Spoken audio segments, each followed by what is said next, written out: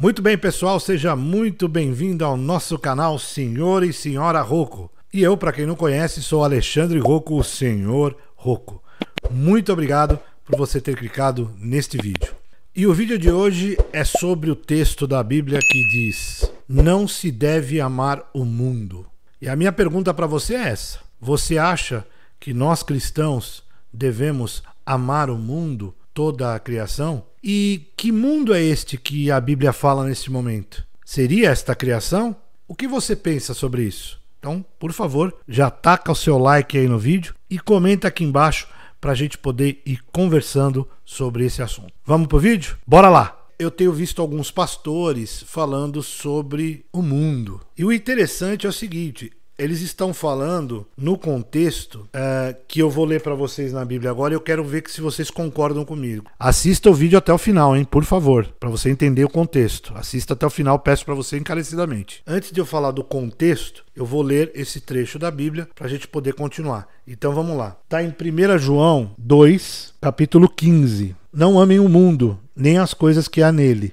Se vocês amam o mundo, não amam a Deus, o Pai. Nada que é deste mundo vem do Pai. Os maus desejos da natureza humana, a vontade de ter o que agrada aos olhos e o orgulho pelas coisas da vida. Tudo isso não vem do Pai, mas do mundo. E o mundo passa, com tudo aquilo que as pessoas cobiçam. Porém, aquele que faz a vontade de Deus vive para sempre. Basicamente, onde entra a minha dúvida aqui é o que eu queria conversar com você. Claro que o apóstolo aqui não está falando do mundo criado, ele não está falando da criação de Deus, da terra, das plantas, do mar. Nós temos algumas concepções da palavra mundo, e é importante colocar aqui, como essa que eu acabei de dizer agora, da própria criação. E Deus amou o mundo de tal maneira que deu seu Filho unigênito, lembra? Você deve estar pensando aí agora.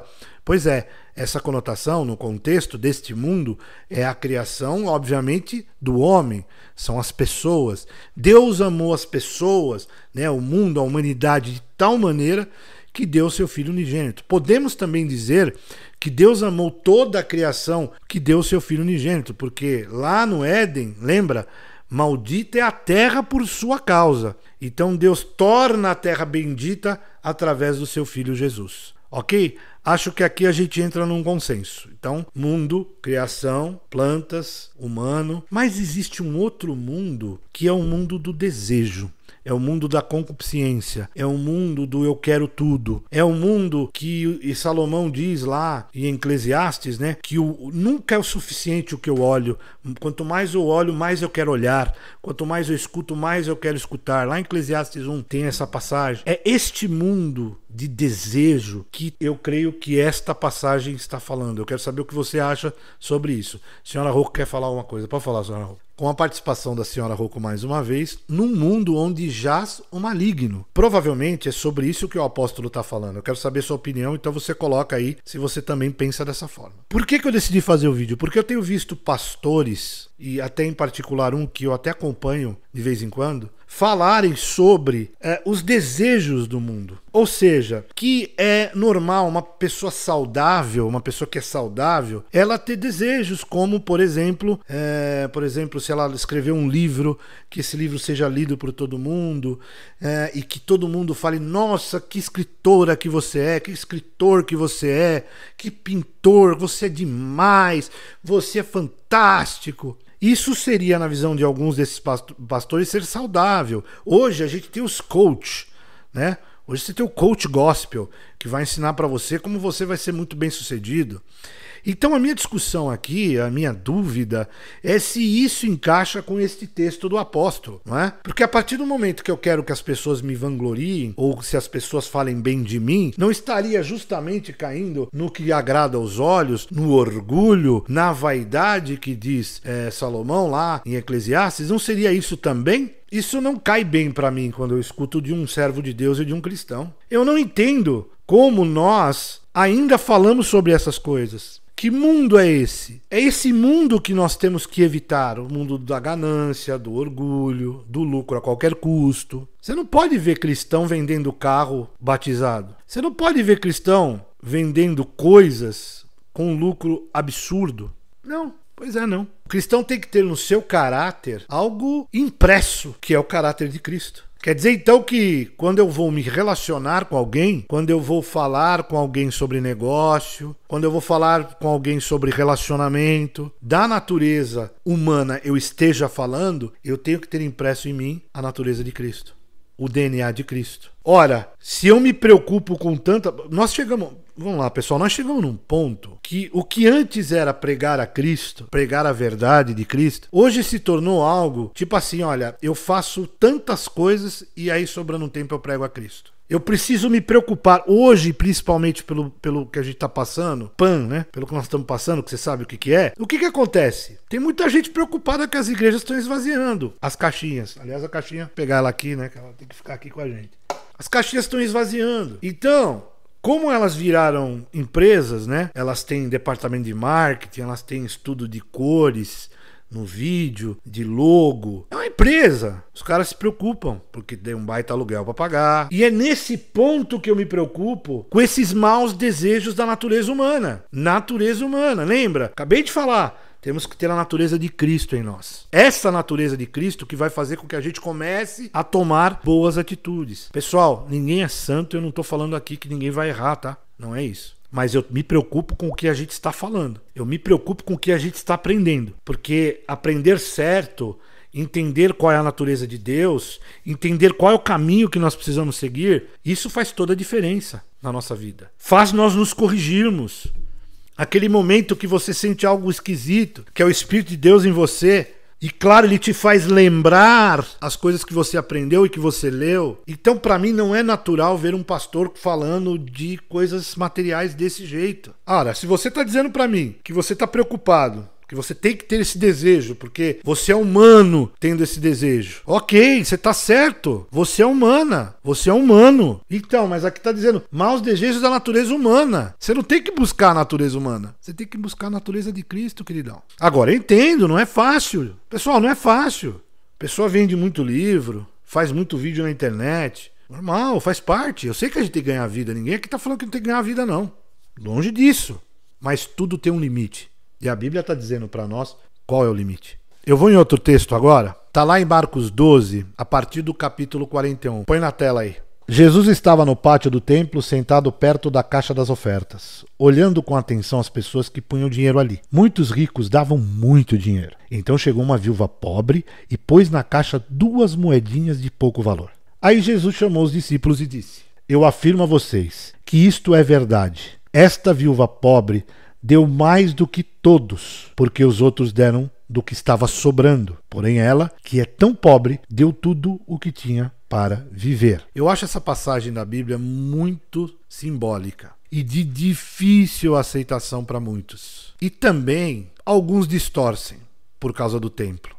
Percebe que o rico ia lá e dava um montão de dinheiro no templo. E a viúva deu tudo o que tinha. Aí vem alguns e dizem, ela deu no templo. E ele deu no templo. Então, dá tudo que você tem pro templo. Tudo. Mas Jesus estava sentado observando. E para alguém que tem um pouquinho de sensibilidade, pouquinho, não precisa ter muito, pouquinho de sensibilidade, vai perceber que o que Jesus estava falando ali não era da quantidade de grana. Não era da quantidade de ação. Era da qualidade. Era espiritual. Uma grandíssima parte de tudo que Jesus falou era espiritual. Ele não estava preocupado onde aquilo estava sendo dado, ele estava olhando para a qualidade daquela ação. Que aquela mulher tinha se despojado totalmente do seu dinheiro, na fé dela daquele momento, e então Jesus ensina isso aos apóstolos. Ele estava olhando o coração, como diz a senhora Rocco. Assim como ele viu o coração de Davi entre todos os irmãos. Percebam que a ação de Deus durante a história ela é a mesma. Nós vamos ter um vídeo sobre isso, um pouquinho mais para frente, pode ser até o próximo, não sei. Mas a ação de Deus ela é a mesma durante a Bíblia toda. Pode perceber. Deus analisou o coração de Davi. Deus conhecia o coração de Davi entre todos os irmãos, grandes, fortes. E ali, mais uma vez, ele analisou o coração.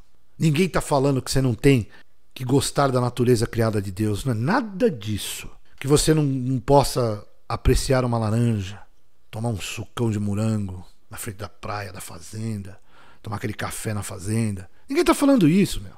Agora, a partir do momento que aquilo se torna o todo na sua vida, ou uma parte muito importante, que você começa até a externar isso para as pessoas, você já não está como uma viúva.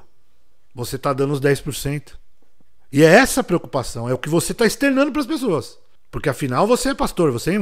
E agora não, né? Agora, além de influencer é gospel coach. Como eu vou viver na minha vida? Eu vou ser um cristão de sucesso. Eu tenho meus direitos, eu tenho direito a ir à praia. Eu tenho direitos. E aí eu fico pensando, como Pedro, Paulo, João, Tiago estariam ouvindo isso e pensando, rapaz, você sabe que eu queria ir na praia também? Às vezes eu pensava ali, eu estava com Jesus, aí nós estava ali encostado, né? Jesus estava lá orando, pensando, pensativo. E aí eu olhava lá para a praia, eu via a noite linda, o mar batendo. Às vezes nós estávamos lá no Mar da Galileia. Eu falava, rapaz, eu vou comer um peixinho agora frito. Será que é isso? Será que Pedro falou, rapaz, minha mulher ficou lá em casa, eu preciso lá em casa, ficar lá em casa com ela mesmo. Esse negócio de ficar seguindo o Messias não tá dando muito não, hein? Acho que a minha mulher vai ficar brava comigo, vai descer o porrete em mim. E aí teve umas curas lá que Jesus fez, tal, né? E aí eu fico imaginando Pedro. Vou escrever a Bíblia aqui, vou indo. O pessoal vai falar, nossa, Pedrão, você escreve pra caramba. Como eu fui abençoado por você, Pedrão. Pedrão, como você é incrível, que capacidade. Lá no Atos dos Apóstolos, né? Depois que Jesus já foi embora, né? Subiu aos céus. Nossa, como você é bom, Pedrão. Nossa, olha esse Paulo. Paulo, você é demais, Paulo. Nossa, se não fosse você falar, Paulo, eu tô feliz da vida, você mudou a minha vida. Vaidade!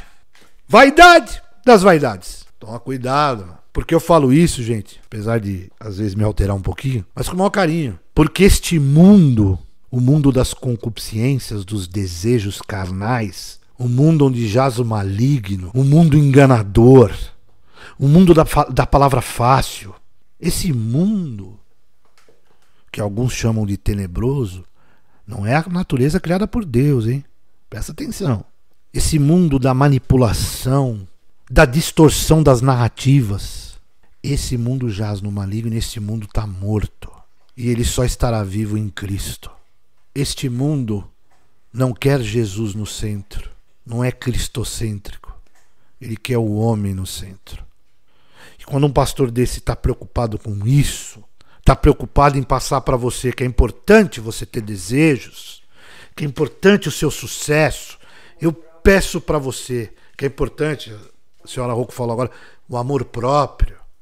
Pega as escrituras, querido irmão em Cristo. Pega as escrituras. Estou falando com cristão, tá? Estou falando com aqueles que acreditam em Cristo. Pega a escritura e vê se isso cabe. Se os apóstolos viviam desta forma. E os que vieram depois. E outros tantos irmãos que estão por aí em países que não aceitam o cristianismo e perseguem. E tem pastor que está preocupado em ser enaltecido, alçado, ficar famoso. E eu quero de novo deixar aqui grifado. Todo mundo tem que trabalhar e viver do seu trabalho. Nós devemos amar o mundo, esse mundo. A gente tem que ceder à vaidade. A gente tem que estar preocupado com todas essas coisas. E você tem que trabalhar para dar o sustento para você e para sua família. E olha, ajudar as pessoas. Olha a viúva. Como é difícil essa passagem, como é dura. Eu ganhei meu baita salário, aí eu vou comprar tudo que eu quero, tudo que a minha concupiscência, o desejo dos meus olhos, a minha natureza humana quer, tudo. Não é apenas, olha, vou garantir o sustento da minha família, dos meus filhos, tudo que o desejo puder alcançar, e aí o que sobrar, eu ajudo. Primeiro, supre a si próprio, depois o reino. 90% a si próprio, 10% para o reino. Será que é isso? É a minha pergunta. Exatamente. Reino não é templo. Nós não estamos falando, nós vamos falar sobre templo também em próximos vídeos aí. Mas reino não é templo. Reino de Deus. Aqui, ó. É nós. É justo? O que você acha? É uma palavra difícil, não é? Não adianta o cara ganhar R$1 milhão, dar R$10 mil para alguém e achar que tá fazendo uma grande coisa. E tem uns que põem até na internet, põem em tudo que é lugar. Ó, eu tô fazendo, ó. Tá vendo? O que eu queria dizer para você é o seguinte. Todas essas coisas, por que eu tô tão preocupado com o que está sendo ensinado, pessoal? Porque é o seguinte, agora vem o âmago do vídeo todo. Presta atenção. Tudo isso você conseguir que o seu livro venda muito, que você apareça, que as pessoas gostem de você, a aprovação das pessoas, você poder ter grana para você poder viajar, tudo isso tem um problema, tem um probleminha único, tem um preço. Sabe qual é o preço? Esses homens são fontes sem água e névoas impelidas pela tempestade. A escuridão das trevas lhe está reservada, pois eles, com palavras de vaidosa arrogância e provocando os desejos libertinos da carne, seduzem os que estão quase conseguindo fugir daqueles que vivem no erro, prometendo-lhes liberdade. Olha lá. Eles mesmos são escravos da corrupção, pois o homem... Grifa aí, pessoal. O homem é escravo daquilo que o domina. O homem é escravo daquilo que o domina. Então você, coach gospel, quando você ensinar como nós temos que agir para sermos felizes e amados, cuidado, porque o homem é escravo daquilo que o domina. Então, pessoal, é importante também a gente falar de mais esse texto em Mateus 4, a tentação de Jesus. Vamos lá. Então Jesus foi levado pelo Espírito ao deserto para ser tentado pelo diabo. Depois de jejuar 40 dias e 40 noites, teve fome. O tentador aproximou-se dele e disse: Se és o Filho de Deus, manda que as pedras se transformem em pães. Jesus respondeu: Está escrito, não só de pão viverá o homem, mas de toda a palavra que procede da boca de Deus. A gente percebe aí poder. O tentador, o diabo, tentava ali Jesus no poder, né? Na questão de poder. Então o diabo o levou à cidade santa, colocou-o na parte mais alta do templo e lhe disse: Se és o Filho de Deus, joga-te daqui para baixo. Pois está escrito: A ele dará ordens aos seus anjos a seu respeito. Com as mãos eles o seguirão, para que você não tropece em alguma pedra. Jesus lhe respondeu: Também está escrito: Não ponha à prova o Senhor, o seu Deus. Mais uma vez, poder, né, pessoal? Depois o diabo levou a um monte muito alto. Aqui no versículo 8 é muito importante a gente grifá-lo, tá? Porque vai mostrar muito o que a gente está falando. Depois o diabo levou a um monte muito alto e mostrou-lhe todos os reinos do mundo e o seu esplendor. E disse-lhe: Tudo isto te darei se te prostrares e me adorares. Jesus lhe disse: Retire-se, Satanás, pois está escrito: Adore o Senhor, o seu Deus, e só a ele preste culto. Essa passagem também é muito importante, pessoal. A gente está fazendo esse recorte, porque percebe que o diabo oferece a Jesus todos os reinos do mundo, que a gente está discutindo, esse mundo do desejo, da concupiscência, né? O seu esplendor, né? Queira mais, vai mais, pega mais, você pode mais, vamos que vamos. Esse mundo aí, seu esplendor. E disse: Tudo isso te darei se te prostrares e me adorares. E aí Jesus respondeu dizendo: Retire-se, Satanás, pois está escrito: Adore o Senhor, o seu Deus, e só a Ele... Tá vendo aí? Ah, é só Deus, eu tenho que me preocupar só com Deus, e só a Ele preste culto. Então, quando o dinheiro, as coisas da concupiscência se tornam um ídolo tão importante para você como Deus, tá aí, ó. É só você ir lá em Mateus 4 também e dar essa lida, e eu tenho certeza que você vai entender. Se você chegou até aqui, tenho certeza que este conteúdo foi muito relevante para você. Foi ou não foi? Então eu peço, por favor, que você curta e compartilhe com seus amigos. E caso você não seja inscrito aqui no nosso canal, senhor e senhora Rocco, por favor, se inscreva, meu amigo. Se inscreva, vai lá, ativa o sininho, tá? Para receber as notificações quando tiver vídeo novo. E lembre-se, eu sou apenas um cristão.